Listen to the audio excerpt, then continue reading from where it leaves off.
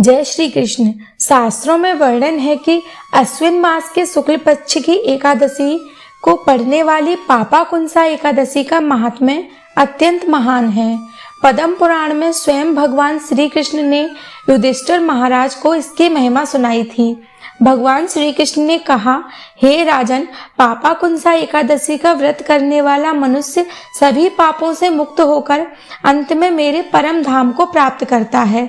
इस व्रत के प्रभाव से मनुष्य को वही फल प्राप्त होता है जो हजारों वर्षों तक कठिन तपस्या करने से मिलता है। कथा के अनुसार प्राचीन काल में विंध्य पर्वत पर क्रोधन नामक एक निर्दयी और पापी शिकारी रहता था। वह जीवन भर हिंसा, अत्याचार और अधर्म के कार्यों में लिप्त रहा। जब उसका जीवन अंत के निकट आया तब भयभीत होकर वह एक महर्षि के आश्रम में पहुंचा और अपने पापों से मुक्ति का मार्ग पूछा। महर्षि ने उससे कहा, हे पुत्र, यदि तू जीवन में एक भी शुभ कार्य करना चाहता है तो अश्विन शुक्ल पक्ष की पापाकुंसा एकादशी का व्रत कर और भगवान पद्म नाम विष्णु की पूजा कर। यही तुझे समस्त पापों से मुक्त कर परम गति प्रदान करेगी। शिकारी ने वैसा ही किया। उसने एकादशी का व्रत किया, उपवास रखा, सच्चे भाव से भगवान की आराधना की। पुण्य व्रत की शक्ति से उसके समस्त पाप नष्ट हो गए और मृत्यु के पश्चात उसे भगवान विष्णु की परम धाम की प्राप्ति हुई।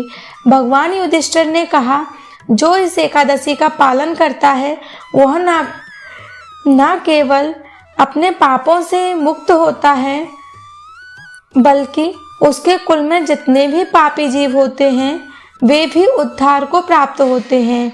इस दिन स्नान, दान और व्रत पालन से अच्छे पुण्य प्राप्त होता है। विशेष रूप से तुलसी पूजन और विष्णु स्तुति करने से यह व्रत और भी फलदायी बन जाता है।